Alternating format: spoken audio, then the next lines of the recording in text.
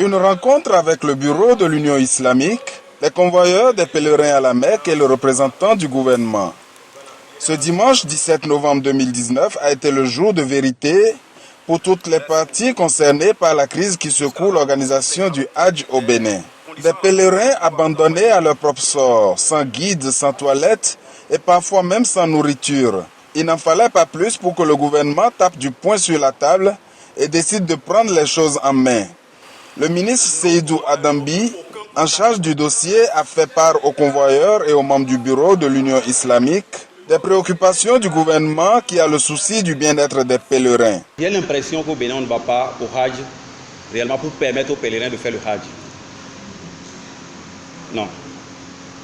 Nous n'allons pas, nous ne faisons pas le Hajj. Nous ne faisons pas l'organisation du Hajj au Bénin pour permettre à ces pèlerins, qui pour la plupart ne connaissent même pas Cotonou, qui pour la plupart, 80-95% n'ont jamais pris l'avion, qui pour la plupart ont mis 1 an, 2 ans, 3 ans, 4 ans, 5 ans pour réunir le montant qu'il faut pour aller au Hajj, pour une fois dans leur vie. Mais laissez-moi vous dire, lorsque le pèlerin arrive à la Mecque, constat fait par ma personne, elle est là aussi, et vous en êtes témoin, parce que tout ce qui s'est passé, j'ai pris à témoin la plupart des responsables de nos de nos fêtières, les fêtières des convoyeurs. Nos pèlerins sont presque abandonnés à eux-mêmes. Moi-même, personnellement, de ma position, je n'ai pas été épargné. Je n'ai pas été épargné. 2017, 2018, 2019, cette année a été le comble. Je n'ai jamais rendu compte. 2017, je n'ai jamais rendu compte. 2017, 2018, je n'ai pas rendu compte. Mais s'ils ne rendaient pas compte cette année, c'est que je suis complice de ce que vous faites. Je dis, il est temps que je parle à la communauté musulmane et que je parle en face des convoyeurs. Nous nous regardons dans les yeux, là, on sait de quoi il est question. Vous qui n'êtes pas allé à la Mecque, vous ne savez pas. Mais eux, ils se comprennent, on sait ce que nous sommes en train de nous dire. Il a dit à l'imam, je vais dire au chef de l'État que je vais rencontrer la communauté. Dès que les GS sont OK, en même temps, je vais l'appeler. Ce qui fut fait avant-hier ou bien hier. Avant-hier, le vendredi. Aussitôt rentré le soir, il est appelé. Il m'a dit, non, monsieur le ministre, allez-y. C'est votre religion. Dieu a fait que vous êtes là aujourd'hui. Allez régler. Si vous pouvez régler pour moi, c'est ce que je veux. Mais sachez qu'on ne fera plus marche arrière. On va prendre les choses en main. Un gouvernement sérieux ne peut pas ne pas s'intéresser à 3000 de ses administrés qui sortent chaque année et ne pas chercher à voir ce qui se passe dedans. Maladie, hébergement, conditions de vie, c'est une obligation constitutionnelle. Parce qu'il a pris l'engagement de protéger tous les Béninois, où qu'ils soient, y compris la Mecque. Les convoyeurs accusés reconnaissent que le problème existe, mais refusent d'en porter seul le chapeau. S'il est vrai qu'ils doivent aux hébergeurs, il n'en est pas moins vrai que certains de ces hébergeurs sont de moralité douteuse et utilisent de tous les subterfuges pour escroquer les convoyeurs. C'est ce qui cause parfois des ratés dans l'organisation du pèlerinage et des désagréments causés aux pèlerins. Les gens vont vous taxer de tout dans ce pays-là. Ils vont vous taxer de tout, car le convoyage entre les Arabes et nous, les convoyeurs, c'est du commerce. Ils gagnent, nous gagnons. Et s'ils pensent que nous les devons et que l'État veut nous aider, l'État nous appelle.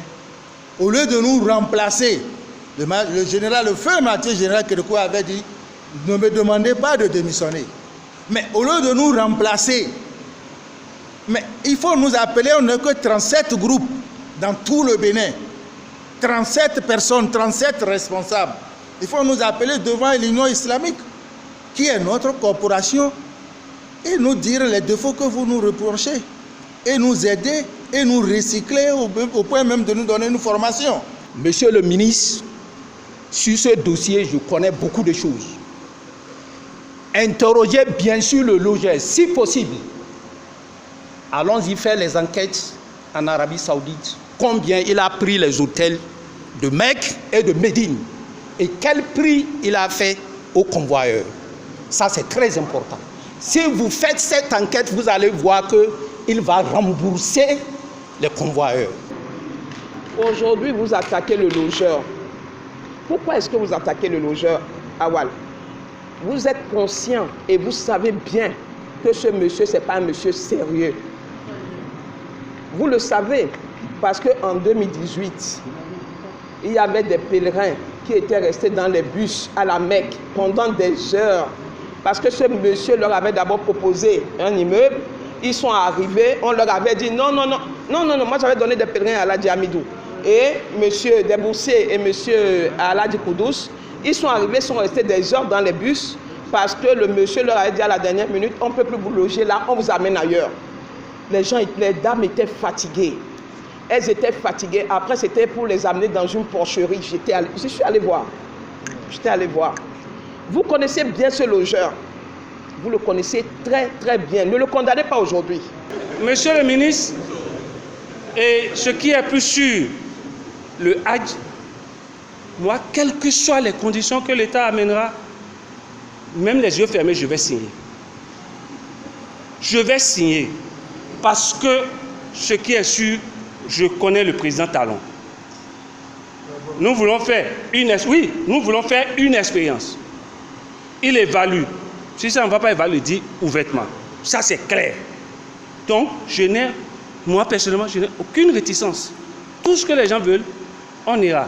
En définitive, cette rencontre a été l'occasion pour chaque parti de clarifier les non-dits pour repartir sur de nouvelles bases. C'est heureux que les convoyeurs eux-mêmes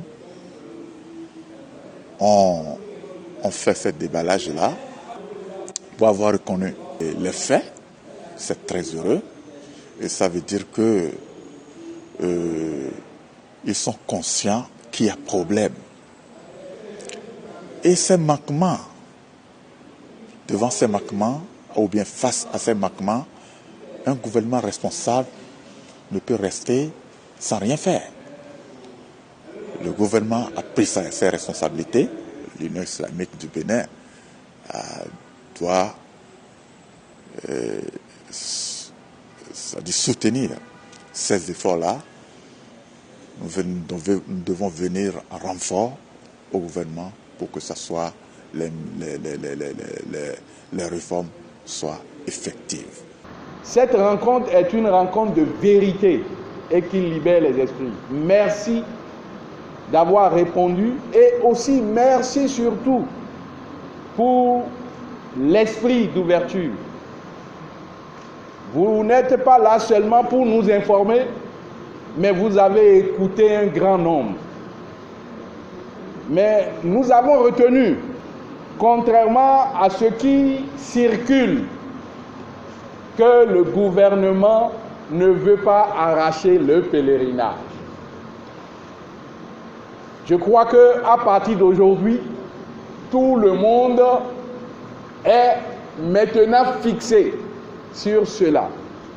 Mais un gouvernement responsable doit pouvoir réagir face à la situation que nous avons connue au cours de l'année passée. Et c'est pour cela, vous l'avez dit, que vous cherchez à apporter des solutions à cela. Il en ressort donc que le gouvernement du président Patrice Talon a à cœur le bien-être des musulmans candidats au pèlerinage à la Mecque. Les réformes dans le secteur ne sont en ce sens pour faire du mal à qui que ce soit.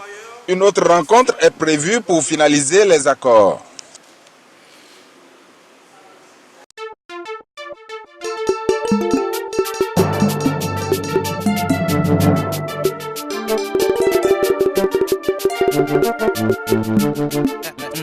Kill legs, stop. Roll it black.